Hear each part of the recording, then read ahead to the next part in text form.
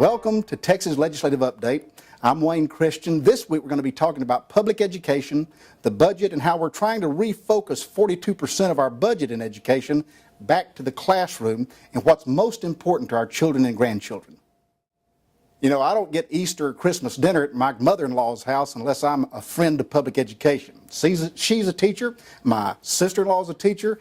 3 children went to public schools. My wife and I have public schools. Public education is the #2 employer in my district. So this guy knows exactly where my bacon and my bread and everything come from, and that's the importance of public education, not only for today, jobs, but also for the future of our children, our state and country. Now, the #1 people in any community are #1 preachers, #2 the teachers, and then also the veterans that made it all possible. And let me tell you folks, our public education depends on good teachers. We need to turn loose once again. Take the regulations, take the unfunded mandate, take the record-keeping duties away from the classroom and let the teachers be teachers. That's how we'll best improve public education.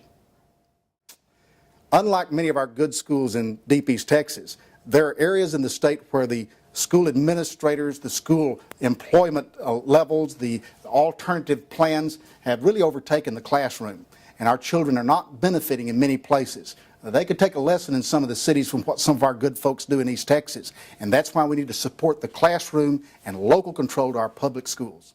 You know, a lot of the problems we have are not in the classroom, but it's the growth of the alternative employees throughout the school districts.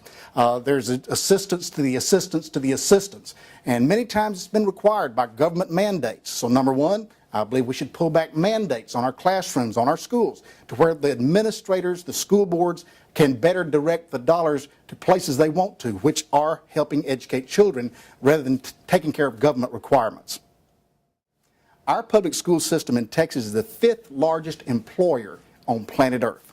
Amazing. We have no other state except maybe California even comes close to the size of our education system, and thank God we're not California because the quality is much higher in Texas.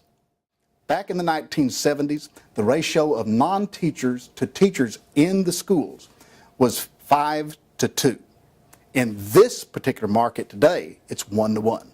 There's been a devastating change, and that needs to be reviewed. To tell you the truth, I think we need to go back to reading, writing, and arithmetic much more than some of these alternative programs that have been forced by government upon our local schools. The classroom is the answer, and freeing the teachers and the local school administrators to educate children like they desire is the best chance for the future of education and dollars in Texas. Texas can no longer afford to spend 50 cents of every education dollar outside the classroom. You know, it's not a happy day when you have a shortage in funds that are needed and wanted in the state of Texas. We in the legislature have cut our budgets by 10%, which will follow by 14%. So it's just incumbent that we cut back some non-classroom personnel or non-classroom cost and support more of those dollars into the classroom in East Texas and all across the state. You know, Texas has abundant resources. We are not as lucky as we are fortunate our forefathers established, and we've been given the natural resources that people want what we have. So the future's bright, but there are just times in every family and every household we have to pull in the belt. That's where we are, and I hope that we're doing as responsible a job as possible, though not perfect, with your state tax dollar. You know, I've looked at some figures, and just a modest reduction in the non-classroom personnel would be a savings reduction in the figures I saw of over $3 billion.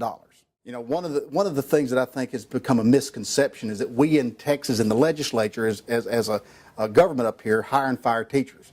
Now, indirectly, we provide the money that such is done, but the decision for hiring and firing is done by the local community, the local school board, which is elected by the local community, and then they hire the administrators. And that at the local school board level is where the decisions are made.